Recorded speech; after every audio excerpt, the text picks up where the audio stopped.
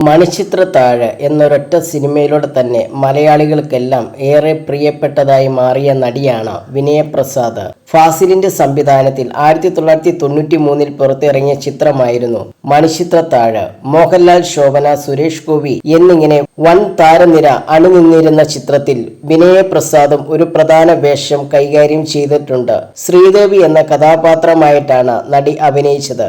ഇപ്പോൾ മണിച്ചിത്രത്താഴിന്റെ സെറ്റിൽ വെച്ചുണ്ടായ അനുഭവം പങ്കുവെക്കുകയാണ് വിനയപ്രസാദ്. അമൃത ടിവിയോട് സംസാരിക്കുകയായിരുന്നു അവർ.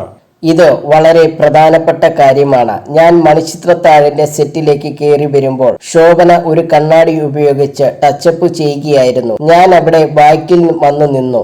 അപ്പോൾ ശോഭന എന്നെ കണ്ടിട്ട് എന്നോട് വരൂ വിനയപ്രസാദേ, നിങ്ങൾക്ക് ഈ സെറ്റിലേക്ക് സ്വാഗതം, അങ്ങനെ പറഞ്ഞ ആ ഒരു സ്നേഹമുണ്ടല്ലോ. അപ്പോൾ എനിക്ക് പുതിയൊരു സെറ്റിലേക്കാണ് ഞാൻ വന്നത് എന്നൊരു ഫീൽ ഉണ്ടായിരുന്നില്ല. ശോഭനയുടെ ആ ഒരു വെൽക്കം ഞാൻ ഓർക്കുന്നുണ്ട്. അപ്പോൾ മുതൽ പുതിയ ഒരു ആർട്ടിസ്റ്റ് നമ്മുടെ സെറ്റിൽ വന്നാൽ ഞാൻ തീർച്ചയായിട്ടും ഒരു നല്ല വെൽക്കം കൊടുക്കും.